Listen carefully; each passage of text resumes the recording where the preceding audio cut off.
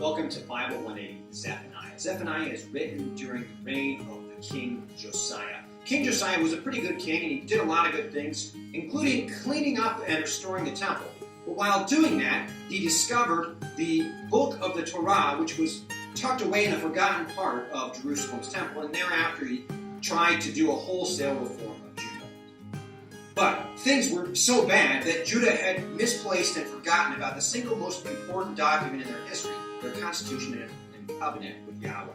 Yahweh is cleaning house, and there's practically nothing salvageable about the situation. God proclaims that he's just going to sweep away everything from the face of the earth, birds, animals, and humankind altogether. He accuses Judah of being the epitome of what's wrong with the world. They have been nurtured and led by Yahweh, yet they brazenly worship all manner of foreign gods. Yahweh says, I'm done with this. The day of the Lord is coming. Yahweh will return, but it will be a day of vengeance and punishment. Here Zephaniah interjects, gather together and repent, please. God's been known to forgive, so seek him while you still can. Pursue righteousness and humility. God's pardon is your only hope, Judah.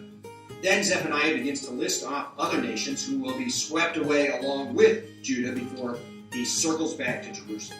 Jerusalem's leaders are supposed to protect God's people, but they are actually predators.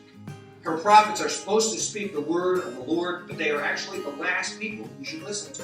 Her priests are supposed to handle the holy things, but in reality they are profane and nasty.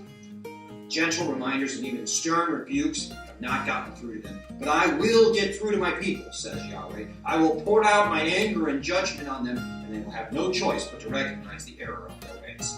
Then Zephaniah does a full 180, saying, Rejoice, O daughter of Zion, be glad with all your heart, because the Lord, the King of Israel, is with you, and never again will you fear any harm. Those who I humble I will rescue and comfort. In that day I will be with you again, and at that time I will gather you in and give you honor and praise and restore your fortunes right in front of your very eyes.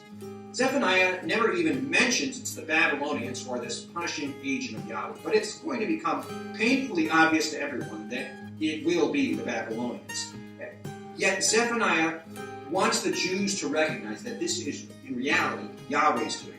Yahweh is punishing his people. And yet the king will one day return to his people, and at that time, he will restore them and give them a great reason to rejoice again. God is horrified and righteously indignant when leaders are selfish and irresponsible, yet he is also passionate to save and deliver his people, no matter how far they have gone. He is willing to restore them.